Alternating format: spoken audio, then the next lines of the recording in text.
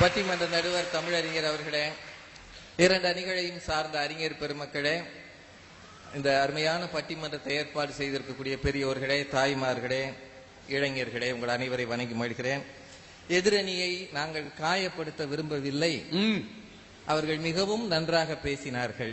ஆனால் அவங்க கொஞ்சம் உணர்ச்சி வசப்பட்டாங்க. ஏதோ நாங்க 3 பேர் அந்தி கிறிஸ்து மாதிரியும், யார் மாதிரி அந்தி கிறிஸ்துவா, அவங்க 3 பேரும் பரலோக ராஜ்யத்துக்கு பாத்தியமுடையவர்கள் மாதிரியும் ரொம்ப ஆவேசப்பட்டாங்க. ஆனா அவங்க கேட்ட சில கேள்விகளுக்கு நான் பதில் சொல்லிடுறேன். ஆண்டவர் புரட்சியாளர் என்றால் அவர் சீக்கிரட்டாக ஏதாவது செய்தாரான்னு கேட்டாங்க. மார்க்கு 1:46 யாருனாலும் வாசிக்கங்க. அதனால் அவர் வெளியரங்கமாய் பட்டணத்தில் பிரவேசிக்க கூடாமல் வெளியே வனாந்தரமான இடங்களில் தங்கி இருந்தார். இருக்கா இல்லையா? இருக்கா. அவர்கள் அவரை கொலை செய்ய வகை தேடிய போது அவர்களை விட்டு அவர் மறைந்து போனார். இருக்கா இல்லையா? நாங்களா பேசல, வீட்டுல போய் படிச்சுக்கங்க. இப்படி இருக்காங்க, இப்படி இருக்கா. தண்ணீரை திராட்சரசம் மாற்றியது சேஞ்சா, இது ரெவல்யூஷன் இல்லையா? அதுக்கு என்ன பொருள்? தண்ணீர் என்பது அழியக்கூடியது. 3 நாள்ல நீங்க வாங்கி வச்சிருந்தா தண்ணி கெட்டுடும். ஆனால் திராட்சை ரசம் 100 ஆண்டுகளுக்கு அழியாதது. எப்போது அழியக்கூடிய இந்த ஆத்மாவிலே ஆண்டவர் உள்ளே நுழைகிறாரோ அது நித்திய ஜீவனை பெற்று அழியாமல் மாறும் என்பதாமா பொருள். என்ன கதை விடுதீங்க? சன்யாட்சன் பெண் விடுதலையே சொன்னாராம் சீனாவில். ஏன்? யூத சமூகத்தில் பெண்களை கொடுமைப்படுத்தியதற்கு மேல ஒரு கொடுமை இருக்க வேண்டும். மோசே காலத்திலிருந்து தள்ளுதற் சீட்டு என்பது கொடுக்கப்பட்டது. ஒரு பெண்ணை பார்த்து இவளை எனக்கு பிடிக்கவில்லை என்று சொல்லி ஒரு ஓலை எழுதி கொடுக்கலாம். அதிலிருந்து ஆண்டவர் இறைவன் இணைத்ததை மனிதன் பிரிக்காது இருக்க கடவுது என்று சொன்னதே பெண் விடுதலை தானே. இதுதாமா புரட்சி. இத பெண்கள் பேசணும், நாங்க பேசக்கூடாது. கொடுமையா. அந்த பொண்ணு ஜான்சி பைபிள் ரீடிங் பண்ணிருக்கு. அவங்க ஆமா, எதை வாசிக்கணுமோ வேத வாசிப்பு. பட்டிமன்றம் பேசிக்கா பைபிள் ரீடிங்.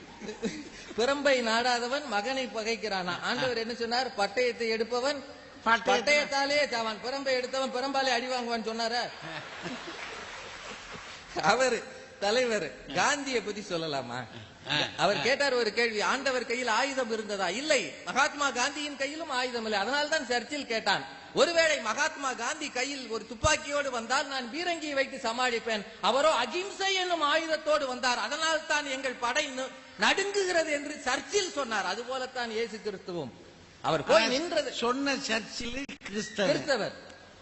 அந்த அகிம்சையை பிராக்டிஸ் பண்ணவர், மலை பிரசங்கத்தை சரியாக படித்த மகாத்மா காந்தி. தயவு செய்து யோசிக்கணும். அதுதான் நம்ம மக்களுக்கு சொன்னா கோபம் வருது. அவரு ஒரு விஷயம் ஓமைகளாக பேசியதே புரட்சி தாமா. பரிசேயரும் சதுசேயரும் நியாய பிரமாணங்களையும் தீர்க்க தரிசனங்களையும் பேசினார்கள், எவருக்கும் புரியவில்லை.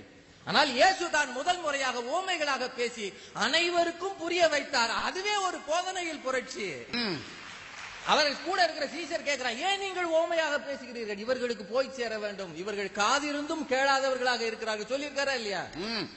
அதை விட அவர் துயரப்படுகிறவர்களை பாக்கியவான்கள் ஆறுதல் அடைவார்கள் சொன்னது போதனைன்னு சொன்னீங்களே. அடுத்து அவர் சொல்றாரு, தரித்திரராகிய நீங்கள் பாக்கியவான்கள், நீங்கள் தேவனுடைய ராஜ்யம் உங்களுடையது என்று சொல்வதற்கு ஒரு துணிச்சல் வேண்டும். பசியோடு இருக்கிறவர்களை நீங்கள் பாக்கியவான்கள் என்று சொல்வதற்கு ஒரு துணிச்சல் வேண்டும். அந்த துணிச்சலுடைய புரட்சிக்காரர் இயேசு. விட்டுருங்க. அப்புறம் ஒண்ணு, அந்த 15 இடங்களில் ரபி ரபின்னு சொல்லி இருக்கு. 23 இடங்களை 23 இடம் காட்டி கொடுக்கும் போது கூட யூதாஸ் ரபி ரபின்னு சொல்லி தான் முத்தம் கொடுத்தான். அதையும் அதுல சேர்த்துக்கங்க. இருக்கா இல்லையா? ரபி ரபி என்று 2 முறை சொல்லி முத்தம் கொடுத்து தான் காட்டி கொடுத்தான். அதையும் அதுல சேர்த்துக்குவீங்களா? சேர்த்துதான் 23 சேர்த்துக்கங்க. அவர் 2 பேருமே ரெவல்யூஷன் அப்படின்றதுக்கு முதல் வரி ஆக்ஸ்போர்ட் டிக்ஷனரி ஆகட்டும், எந்த டிக்ஷனரி ஆகட்டும், முதல் விளக்கம் தான் அவங்க சொன்னது. இரண்டாவது விளக்கம், who introduces a major change in the society. யார் தான் சார்ந்திருக்கிற சமூகத்தில் மிகப்பெரிய மாற்றத்தை கொண்டு வருகிறாரோ அவர்தான் புரட்சியாளர். யூத சமூகத்தில் ஆண்டவர் மிகப்பெரிய மாற்றத்தை கொண்டார். ஒவ்வொன்னா சொல்லிடுற. அவங்க ரொம்ப நல்லா பேசினாங்க. எழில் மோகன் பேசின பிறகு எங்க கட்சிக்கு வேலையே கிடையாது. ஆனால் சில விஷயங்களை நான் சொல்லணும். அவர் பிறப்பை எங்க அறிவிச்சாங்க சார்? யூதருடைய ராஜா, உலகின் ராஜா, பூமிக்கும் வானத்துக்கும் அதிபதி. அவர் பிறந்ததை ஆட்டு மேய்ப்பர்களுக்கு சொன்னார்கள். அவனோ குளிர்ல இருக்கிறான், அவனுக்கு ஒண்டியா கிடக்கிறான். அவனுக்கு சொல்லி அவன் மூலம் உலகிற்கு அறிவித்ததே மிகப்பெரிய புரட்சி. யூதர்கள்ல பரிசேயர் சதிசேயர் யோவான் ஸ்நானகன் அத்தனை பேருக்கு சீடர் உண்டு. அங்கு சீடரை தேர்ந்தெடுக்கிற விதம் என்ன தெரியுமா? ஒவ்வொருவரும், இளைஞன் ஒருவன் தான் ஒரு விரும்புகிற ஒரு மனிதரிடம் போய் ஒன்றிக் கொண்டு அவரிடம் கற்றுக்கொண்டு அவரிடம் சீடனாக இருந்து அவரை போல் ரபியாக மாற வேண்டும். இதுதான் யூத பரம்பரை. ஆனால் இயேசு கிறிஸ்துவோ தன்னை தேடி யாரையும் வர வைக்கவில்லை. அவர் தேடி போனார். மீன் பிடிக்கிறவர்களை வாருங்கள், நீங்கள் மனிதர்களை பிடிக்கிறவர்களாக மாற்றுவேன் என்று சொன்னாரே, அதுதான் அவர் சீடர்களை தேடியதில் புரட்சி. சீடர்களை தேடி போனார், சீடர்கள் அவரை தேடி வரவில்லை. அது மட்டும் இல்ல, அந்த காலத்திலே பெண்களுக்கு மரியாதை இல்லை. ஆனால் அவரோடு கூட பயணித்தவர்களில் பெண்களும் உண்டு. பெண்களை தன்னோடு சேர்த்து கொண்டு போனார். அதற்காக அவர் கவலைப்படவே இல்லை. அது மிகப்பெரிய சமுதாய புரட்சி. என்ன கேள்வி அது! அதோட ஒரு பெண்ணை விபச்சாரத்தில் பிடித்திருக்கிறார்கள். ஒரு போதகர் என்ன செய்யணும்? நியாயப்பிரமாணத்தில் என்ன இருக்கோ அதுபடி செய்யணுமா இல்லையா? அவர்கிட்ட வர்றாங்க, ஆண்டவர் படிச்சிருக்காரா? எங்கேயாவது போய் படிச்சாரா? பார்த்திருக்கீங்களா? தெரியல. படிக்கல. பைபிள்ல இருக்கு. யோவான் 7:15 எடுத்து பாருங்க. அப்பொழுது யூதர்கள் இவர் கல்லாதவராய் இருந்தும் வேத எழுத்துக்களை எப்படி அறிந்திருக்கிறார் என்று ஆச்சரியப்பட்டார்கள். அப்படின்னா அவர் படிக்கலைன்னு அர்த்தம். யோவான்ல இருக்கு. ஆனால் ஒரு பெண்ணை விபச்சாரத்தில் கையும் களவுமாக பிடித்தவர்கள் இவள் கல்லெறியணும்ன்றாங்க. அவர் என்ன செய்தார் என்பதை யோவான் 8:6 பாருங்க. இயேசுவோ குனிந்து விரலினால் தரையிலே எழுதினார். படிக்கல, எழுதுறாரு. திரும்பவும் அவங்க திரும்ப டென்ஷன் உண்டாக்குறாங்க. ஏதாவது செய்ய, இவன் கல்ல எறியணும். ஏன்னா கல்லோட இருக்கான். நம்மால் போகும்போது ஆயுதத்தோட தான் போவான். ரெடியா கல்லு வச்சுக்கிட்டு இருக்கான். திரும்பவும் 8ஆம் வசனம் பாருங்க. அவர் மறுபடியும் குனிந்து தரையிலே எழுதினார். என்ன எழுதினார்? எழுத முன்னாடி ஒண்ணு சொன்னார், உங்களில் எவனுக்கு பாவம் இல்லையோ அவனை மீது முதலில் கல்லெறிய கடவன். குனிந்து எழுதினார். என்ன எழுதினார்னு ஒரு கமெண்ட்ரி எழுதினார். அங்க சுற்றி இருக்கிறவர்கள் செய்த ஒவ்வொருத்தரும் செய்த பாவங்களை பட்டியலிட்டு எழுதினார். அதை பார்த்த உடனே ஒவ்வொருத்தனா போயிட்டான். இது ஒரு கமெண்ட்ரி தான். இது வந்து பைபிள்ல இல்ல, ஒரு வியாக்கியானம். சுற்றி இருக்கிறவர்கள் செய்த பாவம் படிக்காதீங்க. எப்படியா நம்மால் உடனே கிளம்பி ஓடுனா, எவன் என்ன பாவம் செஞ்சானோ குனிஞ்சு எழுதிக்கிட்டார். பார்த்தாங்க கிளம்பி பின்கால் படியில் அடி ஓடி போயிட்டான்.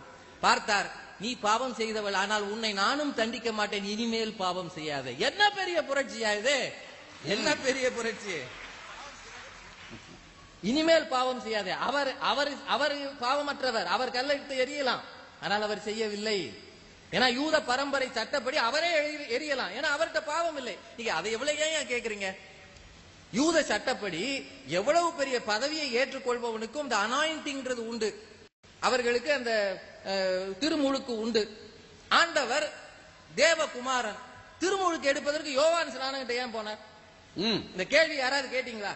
யோவான் ஸ்நானகன் சாதாரண மனிதர்களில் பிறந்தவரிடம், ஸ்ரீனிடத்தில் பிறந்தவரிடம் ரொம்ப ஸ்பெஷலான ஆளு. ஆனால் இவரோ தேவகுமாரன். இவர் போய் அங்க நிக்கிறாரு. அவர் கேட்கிறார், உன் பாதரட்சியை எடுக்க கூட எனக்கு பாத்தியதே கிடையாது, நான் எப்படி உங்களுக்கு? அவர் தெளிவா சொல்றாரு, நான் உம்மாலே ஞான ஸ்நானம் பெற வேண்டியதாய் இருக்க நீர் என்னிடத்தில் வரலாமா என்றான். அதற்கு இயேசு, இப்பொழுது இடம் கொடு, இப்படி எல்லா நீதியையும் நிறைவேற்றுவது நமக்கு ஏற்றதாய் இருக்கிறது. அவர்தான் நீதிபரர். ஆனால் இந்த சமூகத்தில் என்ன நீதியோ அதை அப்போதைக்கு ஏற்றுக்கொண்டார். இப்ப நம்ம ஊர்ல பாத்தீங்கன்னா டிராபிக் போலீஸ் ஒன்வேல போவான். டிராபிக் போலீஸ் ஒன்வேல போவான். ஏன்னா அவனுக்கு அது அவசியம் இல்லை என்று. ஆனால் இவர் தன்னை விட மிக சாதாரண மனிதர். அவருக்கு இவர் யாருன்னே தெரியாது. அதனாலதான் காவலில் இருக்கிற யோவான் கேட்டு அனுப்புவார், நீர்தான் மேசியாவா அல்லது இன்னும் நாங்கள் காத்திருக்க வேண்டுமா? இவர் யார் என்று தெரியாத யோவானிடத்தில் போய் இவர் அந்த யோர்தான் நதியில் முழந்தாளிட்டு நின்றார் என்றால் இறைமகன் என்னை என்று தன்னை காட்டிக் கொள்ளவில்லை. தயவு செய்து யோசிச்சு பாருங்க. அது மட்டும் இல்ல, போதனைகளில் அவர் செய்த புரட்சி மாதிரி யாரு செய்யலங்க. கொலை செய்யாது இருப்பாயாக என்றும் கொலை செய்கிறவன் நியாய தீர்ப்புக்கு ஏதுவாக இருப்பான் என்றும் பூர்வத்தாருக்கு உரைக்கப்பட்டது என்று கேள்விப்பட்டிருக்கிறீர்கள். நான் உங்களுக்கு சொல்லுகிறேன், தன் சகோதரனை நியாயம் இல்லாமல் கோபிக்கிறவன் நியாய தீர்ப்புக்கு ஏதுவாக இருப்பான். புதிய சிந்தனை இது. அதோ அப்பாவை அம்மாவையும் கணம் பண்ணுனாங்களே, அதெல்லாம் கரெக்ட் தான். அவரே கேட்கிறார், தாயும் சகோதரரும் வெளியில் இருக்கும் போது யார் என் தாய், யார் என் சகோதரர்? இந்த கேள்வியை கேட்கிற துணிச்சல் அவருக்குள் இருந்தது. எவன் என் தேவனின் சித்தப்படி செய்கிறானோ அவன்தான் என் சகோதரன், அவர்தான் என் தாய் என்று சொல்லுகிற. சார், காணிக்கைன்னா நாம எப்பவும் எப்படி எதிர்பார்க்கிறோம்? சத்தமில்லாத காணிக்கை, எந்த சத்தமும் வந்துடக்கூடாது.